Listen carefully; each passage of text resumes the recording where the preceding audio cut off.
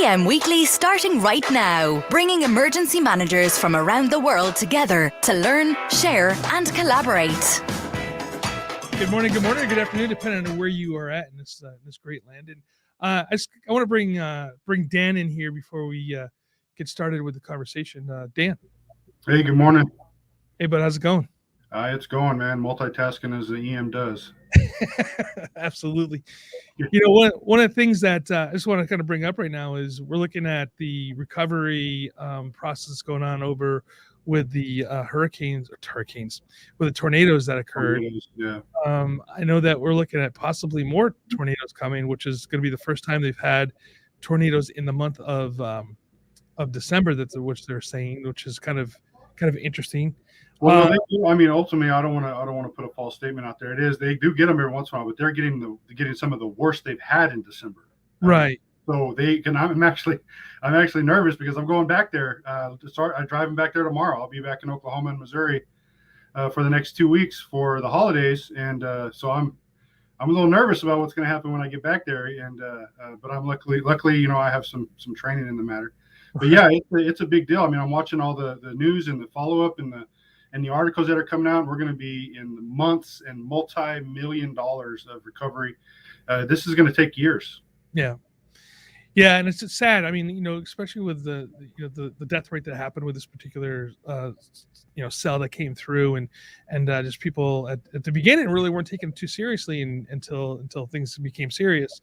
Right now, we have a bunch of volunteers are needed to come out there, and they're asking for it. And as emergency managers, we know that we should not have people self-dispatching. So if you guys have time during this holiday season to go there, please look at your American Red Cross, Team Rubicon, very other organizations that are looking for volunteers. They do need help. And if you can't make it there, I do recommend that you donate money to the organizations that you believe in and check them out. We're going to be doing some of this stuff as well. And we're looking at working to put some care packages together as well on my end to send out with people, especially with the children during this Christmas time. So for everybody that can do so, please take the time to do so because they really do need help. Well, we're not here to talk about that necessarily. We're talking about incident management teams, which they're going to be using over there, but also why law enforcement hasn't embraced it and why they are now. And we have Jeff, who is from El Segundo Police Department, Jeff Lehman, and he was a skeptic when it came to using incident management teams, and now he is a proponent of them. So, Jeff, welcome to the show. Hi, how are you? How you doing? Doing well. Thanks for being here. Thanks for having me. So, law enforcement and incident management teams, they never really, or even ICS for that matter, really didn't get along for many years. But it seems like slowly but surely we're moving tradition away from the single resource to really embrace the concept of incident management teams and incident command system. Why did it take so long, Jeff? I think the main reason is we deal with smaller incidents, but we deal with a lot of smaller incidents. When I originally was thinking of incident management teams and ICS and all that, I was thinking of being from California forest fires or incidents like what's going on in Kentucky. And, from a law enforcement perspective, we're not really part of the protracted incident. I know that there are deputies and officers come down to Kentucky to help out and everything, but really it's more like a fire incident management FEMA type of situation. And, we're already busy with other things, right? We're having constant investigations and then we're getting critical incidents, but they're small time stuff. And now you're pulling me out of my assignment for a week to go to an ICS class. And I don't have time, because I got, when I went to ICS classes, I was in the traffic division and I got fatal accidents we need to investigate. And so, yeah, I mean, I think that's the main reason why is it's kind of like we don't really have time. So your journey from being, hey, I don't want to be in this class. I'm being voluntold to be here. Yeah. I'm here because my chief is making me. I love those. I when I ask those questions when I teach ICS courses, like, hey, why are you here? And everybody's like, because I'm told to be here. No one ever really volunteered to come to this course. You went from that guy to somebody who's really embracing incident management teams. How did you make that leap? So we have Dr. Randy Collins as our emergency manager in the city, and he's great. He takes it very seriously. So he landed here. We kind of figured out who he was, and he immediately hit the ground with, let's do some training. Let's get all the city involved. And, half of me was like, who's this guy? I don't really have time for this. And the other half of me was like, hey, I like what he's doing, though. You have to appreciate a guy that takes his job really seriously, no matter what his job is. So at some point, he decided that he was going to try to put all of us through ICS and kind of get the incident management team model going in our city. And we were, I think he went to my chief at the time, and somebody said, hey, I need 2 incident managers and incident commanders and 2 deputy incident commanders and a couple other people, and we're going to put everybody through all this ICS stuff. And so I ended up being assigned deputy incident commander, and I went through all of the week-long trainings that he sent us to, and it was fun. Actually, I really enjoyed it. And then he started doing the tabletops. And so it was like, okay, we need to have an incident commander from the police department at the tabletop. Well, I'm the lowest ranking guy out of the 2 the incident commanders and deputy incident commanders, lowest rank and lowest time on. So the other guys were like, I'm not going, you're going. So trained as a deputy incident commander, was going to all Randy's tabletops as the incident commander, and frustrated, right? I'm like, hey guys, this wasn't even really my thing. But I liked it. Like all tabletops, you're nervous when you start them. You don't want to have egg on your face, and then you come out and you're like, I think I can handle that, So that's how I got into. That's how I bought into it. I actually, after his tabletops, I'm like, yeah, I actually like what this guy is doing. I mean, this is really helpful. So, Right. Yeah, I mean, they are helpful, and I think that's the other thing too. Is I think a lot of people are resistant to it for the fact that they don't want to make mistakes and look bad, I guess. But we're all going to go through that learning process together, and I think that's the most important part about doing the tabletops. And so if you embrace them, and as I tell people all the time, don't fight the scenario. I think at the end of the day, you learn and you have fun with it. So, we talked about the idea of the non-protracted events, and we're starting to see more of those that are longer. Like, say, for instance, the civil unrest that we had last year? Or is it year? The time flies. 2020, right? The civil unrest of 2020. Things like this, the issues that are happening, the Boston bombing that we talked about before, those issues. Do you see law enforcement to be able to work in those incident command and incident management team systems because we're seeing more of those, or is it still, hey, we can handle it internally because we're like, say, a large department like New York City or Los Angeles? But what do you think of that? Is it a size city? And we're going to talk about the size of your city here in a second. But is that what it is? It's like how that works, or what do you think? I think more protracted incidents are happening. I started in law enforcement in 1990. And then you get like a 9/11 type incident. You get the Boston bombing type incident. I'm sure there was protracted incidents before, but we started to change. The Columbine, the school shooters and stuff, and we need a better model than just show up and figure it out. And so we were kind of forced into it. I think that's really where it came from. It was out of necessity, really. I can tell you, though, once you get plugged into it, it's great. I mean, it works, right? Because it's telling you where to deploy your resources and how to deploy them. And there's a plan for replacing them and contingency plans and for injects and everything. And I honestly wouldn't know how to successfully handle a really protracted critical incident without an incident management team at this point. It could be really messy. Absolutely. So I see ICS is, and as you've mentioned, it's one of the most basic foundations of emergency management and working a large scale event, even a small scale event for that matter. But what I found with the law enforcement, and you touched on it a little bit, and I want to touch on it as well, it's a mindset.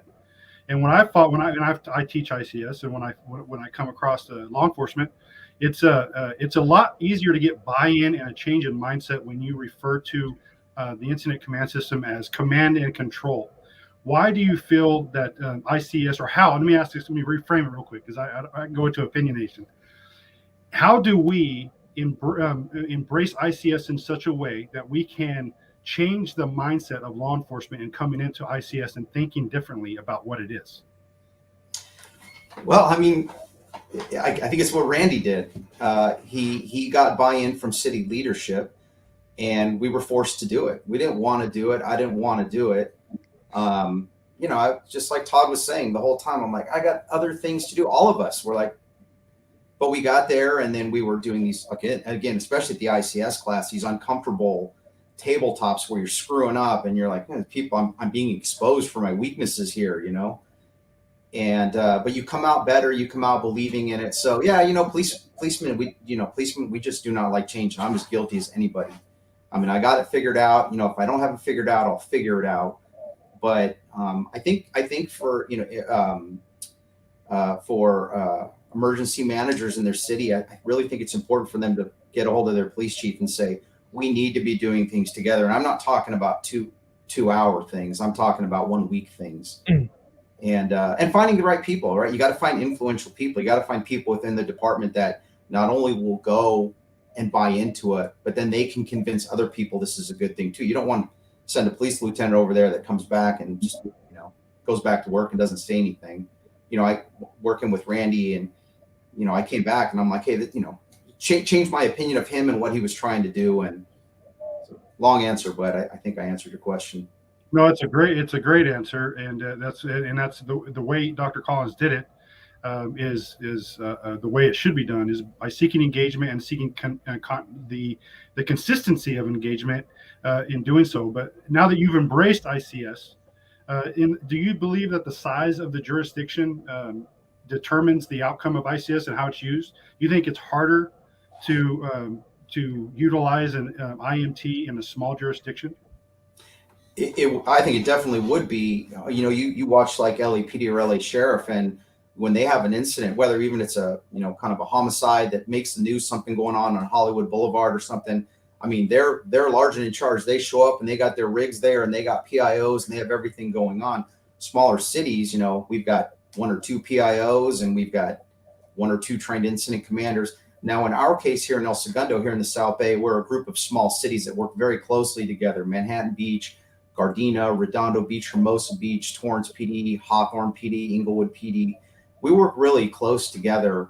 And so we've learned to lean on each other, and we use mutual aid a lot. So I guess to answer the question, in a smaller city like mine, it really requires getting the cities around you on board to work together on these things. But, it can get done. There's talent everywhere, all over the South Bay. We just have different patches on our uniforms.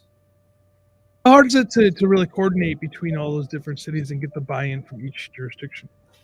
Well, it's not so hard for us because, like I said, we really do rely on each other.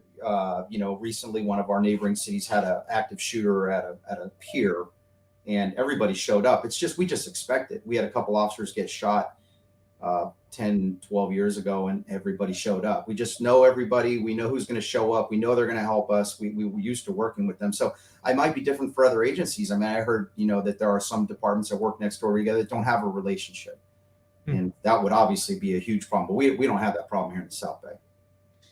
Yeah, I tend to see that smaller jurisdictions end up working together. That was my experience when I was on the West County, in Orange County, where all the small jurisdictions work together. Matter of fact, we had a combined SWAT team too, and so a lot of the officers knew each other through those trainings and whatnot. So yeah, it's important to train across jurisdiction lines. Tim Ricker says, so much buy-in in the use of ICS, IMTs, and other related incident management practices comes from the exposure and use. Really happy to hear about this experience. So that's a good thing. That's absolutely true. Now that you're in on the management side of things, right? You're no longer just the street cop, right? Do you see that you can use your influence to bring on the guys that are used to being on their own, handling an incident on their own, short incidences, but to bring them into the idea that they need to be working together as a team? Is someone like you really important to bring the rest of the department up to speed as far as incident management goes? Yeah, because I'm an old dog. When I've had those experiences where you feel like this is a little too much for me, and then you rely on other people, and like, oh yeah, we're doing this together, but in your mind you're kind of like, this guy's going to keep me out of trouble and help me look good or whatever. So yeah, I mean, I don't really know if that answered your question, but No, it does, because I think one of the things that there's the joke. It was said for the fire service, and there was a sign in New York City Fire Department. I forgot what the years are now, but it was like 200 years of tradition, not ruined by progress, something like that. So we get into these traditional roles and say this is where we always done it, right? And to bring in new ideas into that into those roles sometimes is hard, and there's a lot of friction there, because people are like, well, we've never done it that way, and we've always, we've think about the old guys that never wanted to move from the revolver to the semi-automatic pistol, that type of idea. And that we tend to be this way in public safety of it. We drag people into the next century instead of having people run with you. And I think it's important to have leaders like yourself that understand emergency management and incident command systems to be able to bring the younger people along with that. Is that a fair statement? Yeah, I think, is it Gordon Graham that said predictable is preventable? If you follow that quote, that theory, then emergency management and incident management teams are like a natural thing. You should be doing it. It's kind of like an insurance policy. Going back to our team, what Randy was doing, it's like, oh God, email, another tabletop, right? And then all of a sudden we have a pandemic, and this team was up and running mid-March, or I think it was April. 2 weeks after really things kicked off, the team was up and running, and other cities were calling us immediately, coming in, seeing what we were doing. And that was all because of preparation. That was all because we had someone in our city that was predicting, hey, these type of things can happen. Maybe it's a tornado in Kentucky, or a hurricane in Florida, or maybe it's an earthquake in California. Who would have thought it was a pandemic? But regardless of what it was, you put the same group of people, guys and girls, together in that room, and I felt like we could have handled it. So yeah, it's really an insurance policy is what it is. For me as a police manager, I'm always trying to see what's going on outside of my department in society and ask myself, how are we prepared to handle that? Because we have a duty to our community, right? How are we prepared to take care of our community and our officers and make sure that everybody's safe? And we do that by anticipating the worst possible things could happen, and what are we going to do about it? Yeah. And like I said, it goes back to, we had a guy that pretty much forced us to do it. But I'm a total believer now because of the pandemic, and we're rolling into the Super Bowl now. Right. I was going to ask. Rolling into the Super Bowl now. So, well, hey, let's take a quick break. When we come back, I want to talk a little bit about Super Bowl coordination and what it's like to work on a large planned event like that. Hey, everybody. Hey, after this episode today, we actually have Disaster Tech. We're doing a webinar with them. You can find a link and sign up to come on and look and see, because we're talking about training and education and incident command stuff. They have a program called Voltron, which is super exciting. I'm kind of nerding out about this. And Dan, both of us, we got to go see the Voltron in action. We're both big fans of it. And I'm looking forward to being able to see this in action again in the demonstration that they're going to be doing here at 10 a.m. Pacific time. Please take a look in the show notes or on LinkedIn and find that link and sign up and come with us here at 10 a.m. to see Voltron in action. All right, let's bring everybody back into the show. Dan, you ready for Voltron? Oh man, I'm looking forward to it. I can't wait to take part in it. Jeff, you need to come on this thing. It's a new software that they have that does all the incident training that you want to have. It's a gamification of incident command training and other training for that too, with built-in injects and everything that you could just like type in that you want to have injects on this, and it fills it all up for you. So it's kind of a neat. Sounds good. Absolutely. So, all right, Super Bowl. Super Bowl's coming your way. You guys are gonna have thousands and thousands of people showing up, and all the other incidents, all the outside parties that occurred with Super Bowl. I was here in Orange County when we had the Stanley Cup playoffs, so I have a little bit of information into what it is to be part of that planning process for a large event. Nothing like a Super Bowl, though. What are you guys going through right now for the planning process for that? So the Super Bowl's in Inglewood, which is one of the small cities that I talked about. They get a lot of assistance from LA Sheriff, but it's affecting all of us because we are really right next door to Inglewood. I think we're about a mile from one border to one of their borders. And we have a lot of hotels here in this town. We are directly south of LAX, and we have many, many hotels and thousands of hotel rooms here. And so we're expecting full rooms. We're expecting parties. We contacted Tampa Bay Police Department early on and got an idea that, hey, it's not just like a 3-day event. You know, it's not just a bunch of breaking up parties. It's a lot more to that. And then one of our hotel managers here in town, she reached out to us just for we meet with our hotel managers regularly. And she had been through a Super Bowl, I think, in Arizona, working for the same hotel chain. And she said, you guys have got to be prepared for 10 or 12 days of this. It's a lot. And so one of our neighboring cities has one of the football teams staying in a hotel. It's about 100 yards outside of my city. I think both teams are that same team is practicing at one of our local community colleges. So, you know, even though the event is being held probably 5 or 6 miles from here, we have a lot of involvement. So again, it goes back to predictable is preventable. We're not just going to sit and wait to see what happens. We're going to meet together with all the agencies that have the team practicing in their town, the agency that has a team staying in their town, and figure out how together, instead of working as 5 or 6 separate small police departments, kind of being one large police department to handle this event. What I find interesting about the significant events, right? We have it for the Rose Bowl parade out here. I was in Pasadena. Whenever we have the bigger games and stuff like this that happen out this way, you know, they bring in the ATF, FBI, everything, every alphabet soup that you can think of coming from the federal government as well, and you have to get them to be working within that team. What's the integration been like for you guys to work with the other agencies like that don't normally work with you? Well, there's been meetings, but so Inglewood's hosting, and I think Inglewood has been hosting meetings with those federal agencies and with the sheriff's department. Our group, we're more concerned about what's not happening at the stadium as much as what's happening kind of before the game, days before the game, days after the game. We have a pretty good relationship with federal agencies anyway. We have several federal agencies that have offices in town.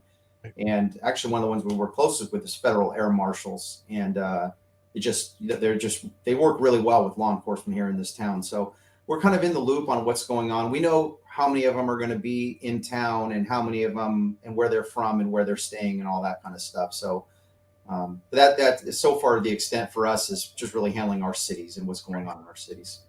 And that's why it's critical to have the ICS incident management team training, because you know how you fit into that, be that cog in the machine for sure, right?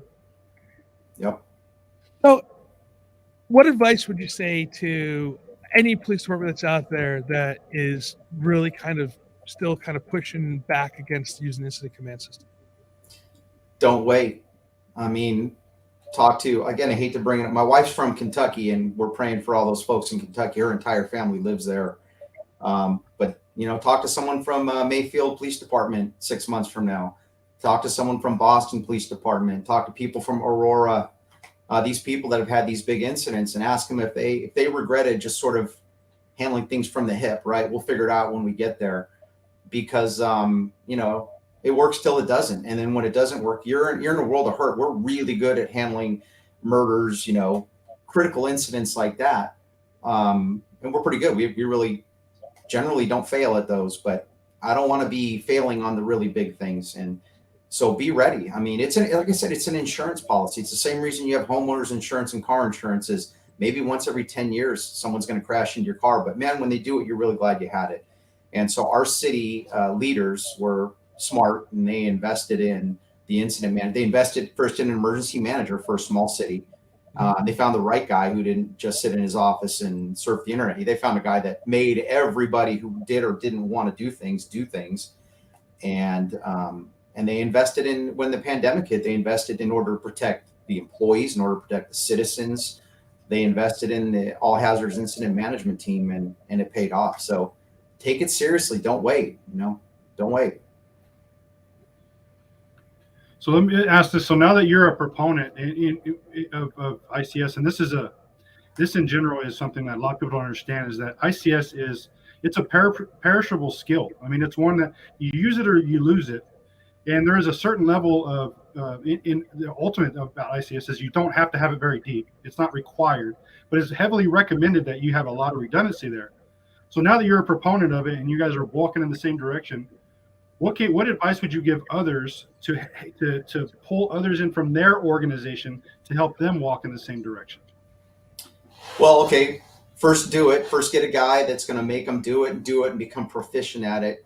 And, you know, you can do tabletops. Tabletops are great, but hey, there's needs all over the place. You know, there's these SRTs. Those are great ways. So you can take your team to, there's little cities, not just Mayfield, right? There's a bunch of little cities that are hurting out there too. And after hurricanes, there's a bunch of little cities that need help too. And, you know, you can send your SRTs over and then you're getting the real world practice. Both of you guys are emergency managers. So, you know, nothing takes place of the real deal when you can smell it and feel it, and you see the pain that the people are in, and you can't capture that in a tabletop. So, you know, hey, look, if you're really going to do it and you really want to do it right, invest in it and send your people out to become more proficient at these things. You know, El Segundo Fire is a small fire department, but you know, they go to big fires. They handle critical incidents. They go to forest fires. So they go to these giant wildfires and stuff, and they become really good at those type of things because they're actually physically doing it. They're not just training, they're doing it. And I think cities need to think about doing that with their teams. Starting teams and then doing that with their teams. So Mark Vogel, he asked a question. Mark's a friend of ours. He went to the executive academy with Dan and I, and he was a law enforcement officer from New Jersey, now retired. But he says once you have the buy-in from leadership, how do you convince them to allow continued education? That's a great question, Mark. How do you allow them to how do you get them to be able to allow guys to go off for a week or two out of the rotation for training? Same conversations over and over. Now that I'm a police captain and someone comes to me and says, hey, what are we going to do if that happens to us? What's our plan? And it puts me on the spot, right? I don't know. What are we going to do? I mean, what are we going to do if a natural disaster hits El Segundo and destroys half our town? And you know, for me, I can tell you right now that there's a group of guys and girls that I can make one phone call and I can have them in my EOC in a matter of a couple hours. So I have that answer. But I think that's what it is. You got to put people on the spot. What's the plan? What are you going to do? We trained 2 years ago. It's a perishable skill. People are forgetting. And look around. There's things happening everywhere all the time. What's our plan? We have responsibility to our citizens, right? That's one thing I know for sure is that they're depending on us and the fire department to take care of them. And that's my duty. It's kind of like being a father or a husband in a way, right? You know, you're responsible for your family and what are you going to do if? And so, yeah, put them on the spot, put your leaders on the spot. I mean, in a respectful way, obviously, but hey, see what's happening on TV right now. What are we going to do in a situation like that? And here, especially in LA County, by the way, I'll say this, when you get into a rural area, you can get a lot of help, right? I mean, you know, you're sitting there, you look at what's going on in Southern Kentucky, and you got resources from Louisville, you're getting resources probably from Indy and Cincy and all those other cities. If something happens here in El Segundo, where am I going to get resources from? First of all, can they even get here? Right. For one, San Diego, they're 2 hours away. They're probably hurt by whatever hurt us. LA City's going to be busy. LA Sheriff's going to be busy. We're on our own. So we have to have a plan of our own.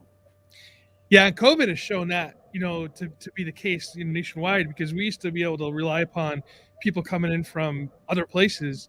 If you have an event that's impacting the nation like a COVID or something along those lines, you're not going to get the resources from even 4 or 5 hours away, such as Vegas and or Phoenix, for instance. It's going to be a bit before any of those guys can make their way into this area. So we are on our own for quite a while, and I think if you plan to be on your own, and when the additional resources come in, it's a great to have, But as long as you can handle that situation, at least for 24, 72 hours, maybe even 96, maybe even a week now, on your own. I think that's the idea that you have to have, especially for the smaller jurisdictions.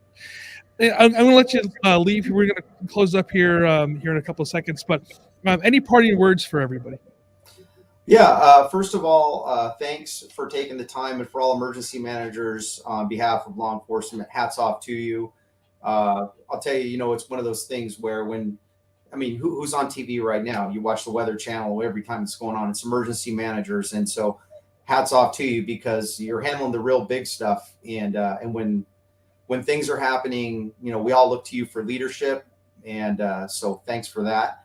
I would like to send a shout out to the All Hazards Incident Management Team Association. They do great work. So when you start getting people this buy-in, people in law enforcement, you direct them there, right? And that's where they start getting resources. They have a conference coming up end of February, beginning of March. I think it's in Denver, Colorado. And hey, if you're listening and you're a city leader and you're thinking to yourself, maybe this guy is, not crazy. Maybe this guy knows what he's talking about. Send them to the conference and see, let them come back with some information. Send one guy. If you don't have an emergency manager, find a guy that can kind of fill that role and at least get people trained and up and running and stuff like that. But hey, last thing I want to say is I appreciate all of you praying for those people in Kentucky. If you're from Kentucky and you're listening, prayers, like I said, half my family lives there. They're all up in the Louisville area, but those are my wife's people. So we're thinking about you, and that's it. Have a Merry Christmas, everybody. Yes, Jeff, you too, Jeff. And I'm glad your wife's family is safe, and definitely our prayers are with them. Thank you, I appreciate Jeff, that. Hold on for 1 second, and we're gonna wrap up, and we'll come back right back to you. All right. Hey, to everybody. Dan, thank you again for spending time with us this morning. With the stuff that's going on over in Kentucky, again, please, if you can volunteer your time, please do. If you can't volunteer your time, please find out how you can support some of the local the volunteer organizations that are heading their way, and how you can support the families that are devastated by this disaster. And I mean, if you take a look at some of the images that are happening, you can see that people are without homes. It's cold out there. There's other issues that are happening, and if whatever we can do to support the people of Kentucky and also Indiana and Arkansas and Tennessee and those other areas that got hit as well. So it wasn't just that one location. Dan, anything else to say goodbye to? No, just I just second what you said, and just know this is one of the most devastating tornadoes to hit, one of the longest running on record, and it left a lot of people without. Absolutely. All right, everybody. Thank you so much for spending time with us this morning. And I wish you a happy holiday, a Merry Christmas, and don't forget, stay safe and stay hydrated.